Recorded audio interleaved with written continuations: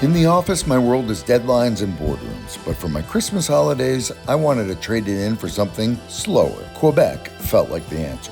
It's a place that's both buttoned up and wild. Cobblestone streets that could be straight out of Europe, surrounded by raw, untamed forests and rivers that remind you this is still North America. And the food, it perfectly mirrors the balance of old and new. Heavy, unapologetic, rich with French roots, but shaped by survival during their tough winter season. Poutine drowning in gravy, beautifully prepared foie gras around every corner, and maple syrup tapped straight from the trees. Here, indulgence is basically a tradition. First stop, skiing in Mont Tremblant, just outside of Montreal. If you're into skiing or just like being around it, this is one of the best spots in North America. But here's a tip. This is not beginner friendly, at least in some areas. These slopes can be challenging, so pace yourself. The view was gorgeous for the one day I got to see it, as the next day the fog rolled in so thick you could barely see your own skis. After spending a good time on the slopes, I needed a break for some food and drink, so I headed to a mid-mountain lodge, appropriately called a refugio. I thawed out with ragout de porc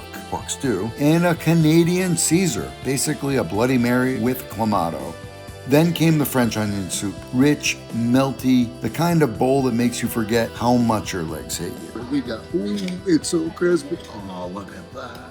It's delicious. Okay, the first bite, a little bit of bread, a little bit of cheese, a little bit of everything. Some more of that cheese. Next stop, the village at the base of Mont Tremblant. Okay, evening time in Mont Tremblant. Look how gorgeous this whole area is.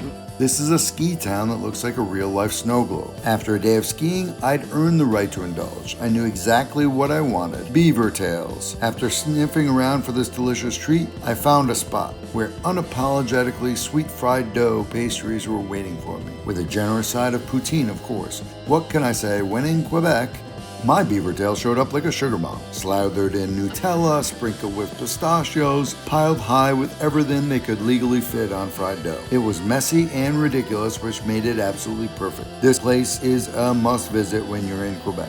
The next day, I put on my snowshoes and headed to the mountains to enjoy the beautiful landscape. To say this place was beautiful would be an understatement. The trees along our path were covered in snow. The icicles were hanging along the trail like crystal chandeliers. That's a sight you don't come across often. Our local guide, Richard, started making a fire from scratch and gave us some basic survival lessons. And just like that, fire, all ready and ready to warm us up. The moment was perfect for some toasted marshmallows, and luckily, Richard had a bucket full of them in his bag. The cherry on top, he pulled out a harmonica from his pocket, blessing us with front row seats to his impromptu show. Richard was a perfect representation of how the folks in Quebec usually are. Kind, adventurous, and full of energy. And while this sort of moment can't be planned, you can sign up for a snowshoeing tour with a local tour agency, link in the notes. Quebec is the maple syrup capital of the world, and thus visiting a sugar shack, a cozy spot where that syrup is made, is a must. The shack was like going back in time. Okay, we're at the sugar shack. It is in the middle of the forest. These are the maple trees. These people produce 70,000 liters, I believe, a year, which is incredible. The whole place looked like a winter wonderland, or better yet, Santa's factory, if he stopped the whole gifts thing and joined the maple syrup world. We headed inside for a full tour of the factory to see how true maple syrup is made. This sugar shack just isn't about the syrup, though. It's a gathering spot for family, friends, and neighbors. Here, they cure their own meats, grow their own herbs, and the whole place smells like wood smoke and tradition. Next stop was a visit to a local charcoal factory. We are in the charcoal factory here, and this is all part of our process. It goes multiple spots, but this is where some of that wood ends up. You can see it looks like firewood, but it's going to quickly get carbonized in multiple stages in a clean process to get the charcoal they need.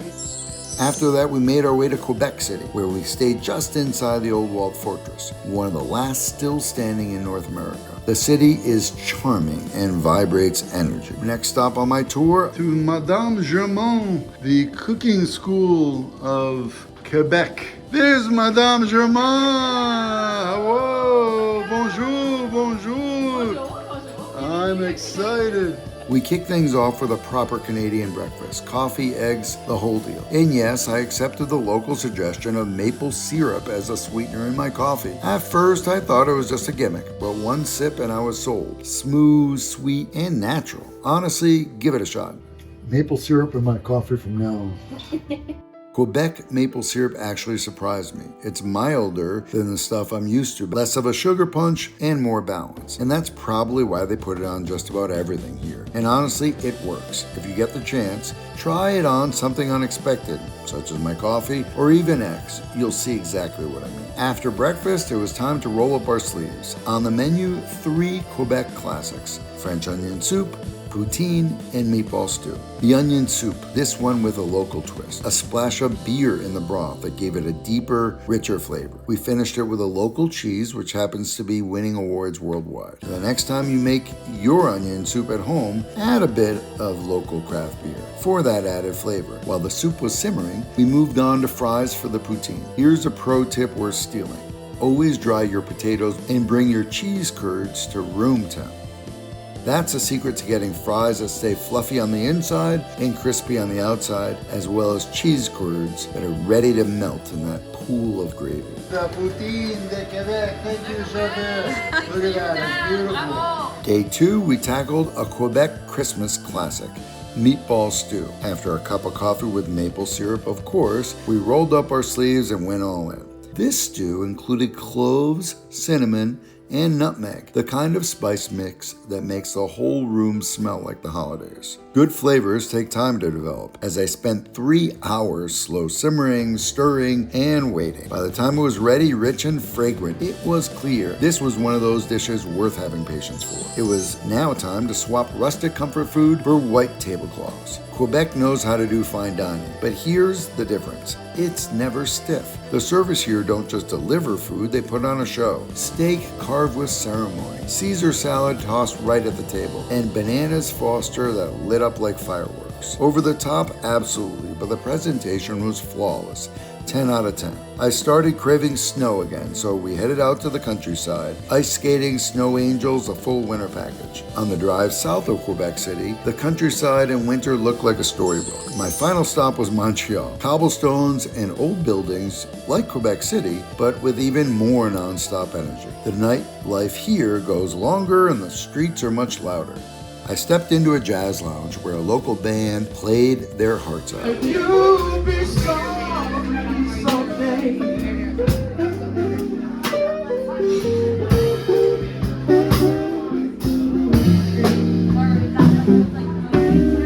Pure Montreal. I had to try the world-famous St. Viateur bagel. It's practically a pilgrimage here. They've been rolling them out since 1957, over 1,000 a day. And here's my hot take for someone who grew up on New York City bagels. The Quebec bagel, fine. The bagel itself had the right chew, thinner, less doughy, and it tasted best when still warm out of the oven. But the cream cheese, however, had a weird stringy consistency. Not a fan. While the bagels didn't quite win me over, Montreal had another card to play. Cirque du Soleil. Seeing them here in their hometown felt different. Bigger, bolder, like the whole city was in on the act. Their performance was jaw-dropping, surreal. If you're here and they happen to be as well, this isn't optional, it's a must. Next stop, Charcuterie Hebraica. I stood in line while the snow came down, freezing my hands off for a roasted meat sandwich, and honestly, worth every minute. Fat, smoke, salt, Montreal in sandwich form. This one lives up to the hype. I capped the trip off with a light show inside a local cathedral. Stained glass, music, and then the works. And my final meal at Milos, a Greek spot where the server carved the whole fish tableside. Watching it come apart so cleanly was almost as good as eating it, almost. On my last day, I wandered through Jean Talon Market. Foie gras, oysters, and stalls overflowing with winter produce in every color. The chef and me wanted to grab it all, cook it all. It was the perfect send-off. With this, my ultimate Christmas trip in Quebec came to an end. Subscribe to become part of the Road to 50 Cuisines journey. Winner, winner.